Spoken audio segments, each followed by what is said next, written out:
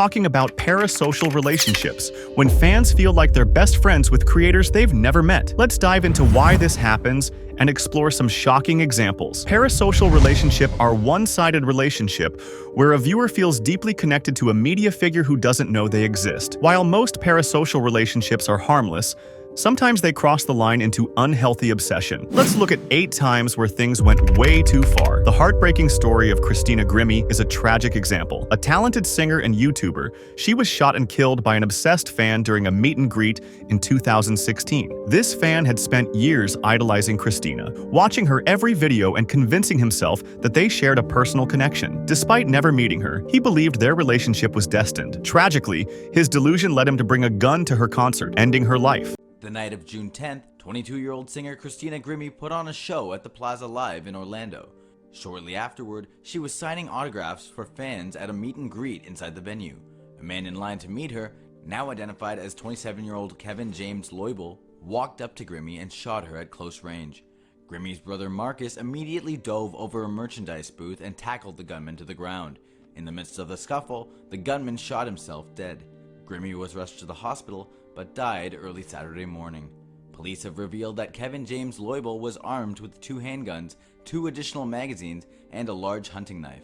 This story serves as a chilling reminder of how far obsession can go when boundaries are ignored. Amaranth's experience with a stalker is one of the most extreme examples of parasocial relationships. This individual sold all his belongings, including his home, and traveled from Estonia to Texas to confront her. For weeks, he camped outside her home, streaming his activities online and detailing his plans to meet her. He left cryptic messages and even attempted to break into her property. There was a guy from Estonia who convinced himself that he was going to marry me. He had sold all of his possessions, even his house, even sold his cat, and he brought himself to America and was just streaming himself trying to find me. Was he getting viewers? Like 4 or 5, but that's enough of viewers to like try to dox me and stuff. And they did. They gave him my address. Then he showed up trying to break into my house. I called police on him and they detained him. Then he disappeared for like a year, and then he came back. Same thing again.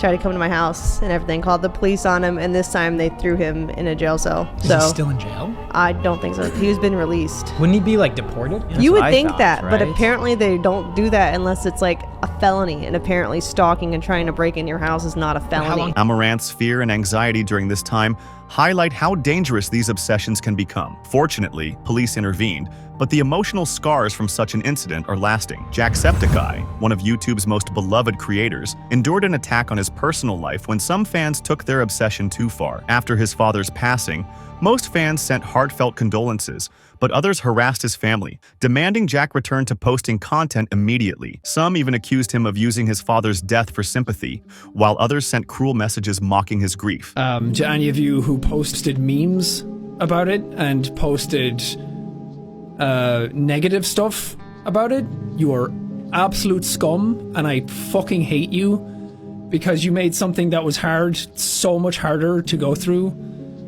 And being a person of influence online, it's sort of hard to avoid a lot of things. And it's hard to go through something like this knowing that so many people are around and so many people know who you are and so many people want information and so many prying eyes on things. But thankfully, most people were very kind and very sincere and genuine about it, so thank you.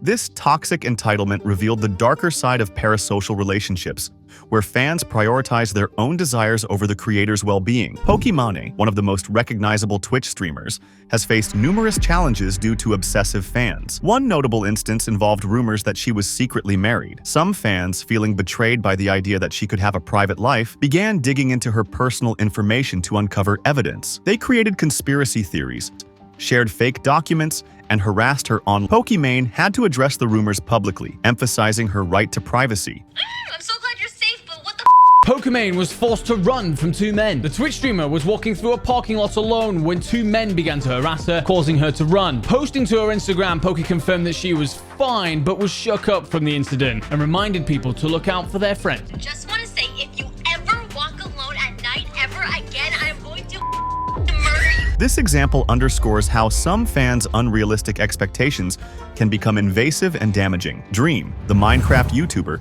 has had his share of troubling experiences with fans. Some went as far as tracking down his family's personal addresses. Packages containing letters, gifts, and unsettling messages were sent to his relatives. Dream's attempts to maintain anonymity only seemed to fuel the curiosity of these fans, who saw uncovering his identity as a game. The invasion of his family's privacy crossed a major line, turning what should have been admiration into an intrusive obsession. So that old leaked picture of Dream was real. How do they even figure that out? So he got doxxed. They took all his personal info, including his email. With that, they found his old Twitter. His profile picture looked exactly like his Facebook bill. But if it actually is him, he lost a lot of weight. Yeah, he does look great. They were even memeing him, saying he looks like the Crimson Chin. Bro. But even Pat. What did Matt do? Bjergsen, a professional League of Legends player, had to deal with an obsessed fan who repeatedly showed up at his team's gaming house. This fan believed they had a unique connection with Bjergsen, showing up uninvited and refusing to leave despite being asked. The situation escalated to the point where security measures had to be implemented. This highlights how parasocial relationships